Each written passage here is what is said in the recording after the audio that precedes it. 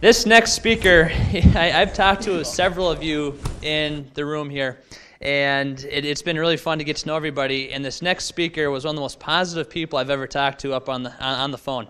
And then it was the first day, and I was going through the buffet in the morning time, and he comes up to me with this big smile, and he's one of the most positive people I've ever met, and has such a great attitude.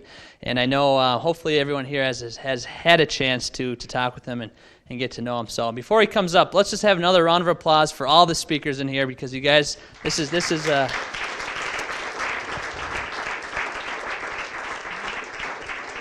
it really is. It's fun watching, and I know I'm only here as a referral agent, but it's for all the referral agents here. I mean, you guys are giving us something to work with this weekend, and really see some good talent here. So this next speaker is the author of a book, Blue Sky Thinking. He has been a guest on BBC and PBS, both TV and radio. He speaks on influence to leaders and sales teams. Some of the groups he has spoken to include U.S. Airways, Riggs Bank, U.S. Military University faculty, keynote speaker for Erie International National Convention, just to name a few. He brings fresh insights to solving problems. And I can tell you guys right now, he really is one of the most positive people, and has a big smile, and is a great guy. So let's give a warm welcome. He's going to be running from the back here, Mr. Daniel Jingwa.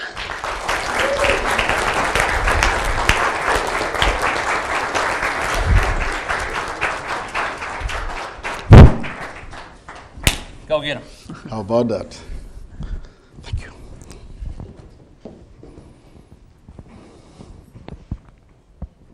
Thank you, Elliot.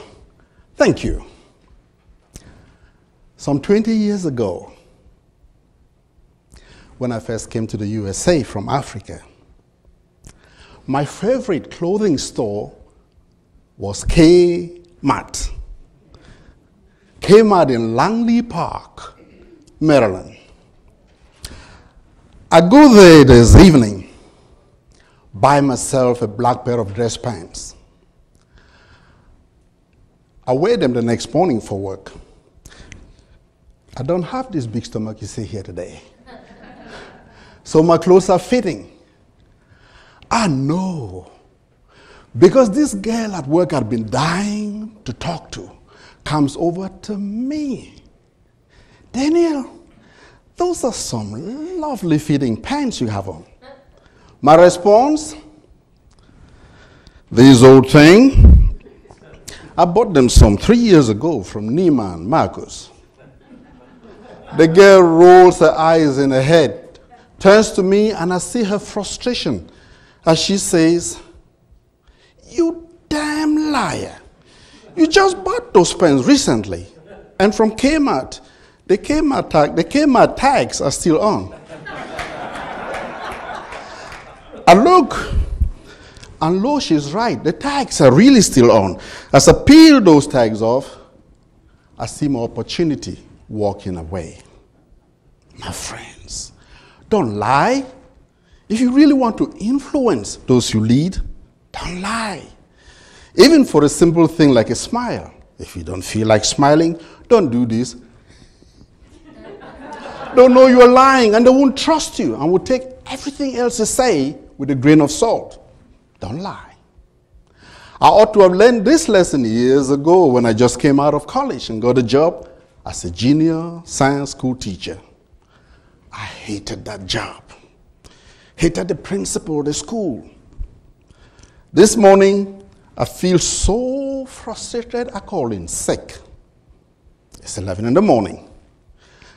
With my new freedom, in my one-room apartment, not far from the school, I pushed my meager furniture to the walls, creating a nice dance space in the center. I put in my music and cranked the volume to the max. James Brown, Sex Machine. Get up, get out, I begin dancing. It is Africa, very hot. I'm beginning to sweat profusely, my shirt sticking to my skin. I peel it off and swing the door wide open to allow for better air circulation and go on dancing. Get up, Then I noticed somebody at the door. is the school principal. And he has 4 teachers with him. They have come to wish me well, see how I'm doing, cheer me up, as someone has told them I wasn't well. They appeared too shocked to speak on seeing me dancing with high energy to really loud music, sweat streaming down my naked chest. And I stand frozen, stupefied. I completely forget how to turn off the music. We just stand there, nobody talking. And after what appears like eternity, they turn around and leave. And as they leave, I collapse on the dance floor, crushed, knowing it'll take a miracle for me to keep my job. Friends, if you want to influence those you lead, don't lie. In the beginning, it would appear you are winning and you may be dancing, jubilating, maybe dancing to some James Brown music. But in the long run, you will lose all credibility. You will be crushed. You will be broken. I know about being broken. See, when I just got married, we lived in Maryland. And there was this TV channel that showed ice skating all day long on Sunday. Maybe it is because I'm from the part of Africa that has no ice and I've never seen ice skating before. But every Sunday, I was glued to that TV screen. My wife is American. She didn't seem to care one bit about this ice skating stuff. And I often told myself, if Mary, that's my wife, if Mary just gives me a chance, I'd like to teach her or lecture her about the beauty of this phenomenal sport. How the girls would jump up and spin and then land. Wow. One day, Mary gives me a little surprise. Guess where? To the ice skating rink on Tucker Road, Oxon Hill, Maryland. I'm all joy as I put on my skates, and I have this blade in the center that makes me wobble for balance. At the entrance to the rink, Mary steps in first. And to my happy surprise, she begins skating so beautifully, with such grace and elegance.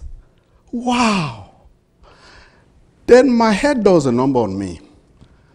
If Mary, who knows nothing about ice skating, whom I can teach and lecture about ice skating, can do that, what about me? And immediately I see pictures in my head with me spinning the way I've seen on TV.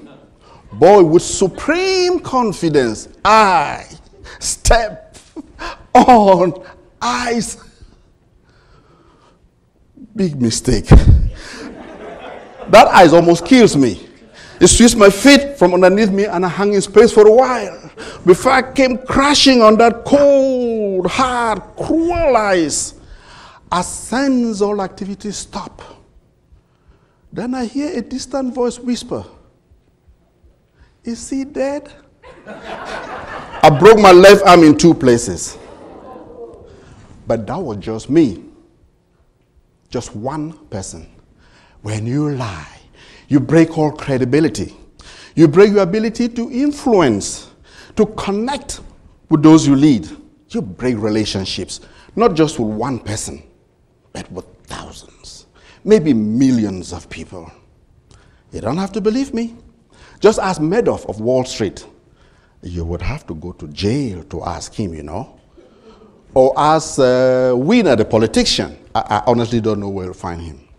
You see, the benefit of this little habit is to you.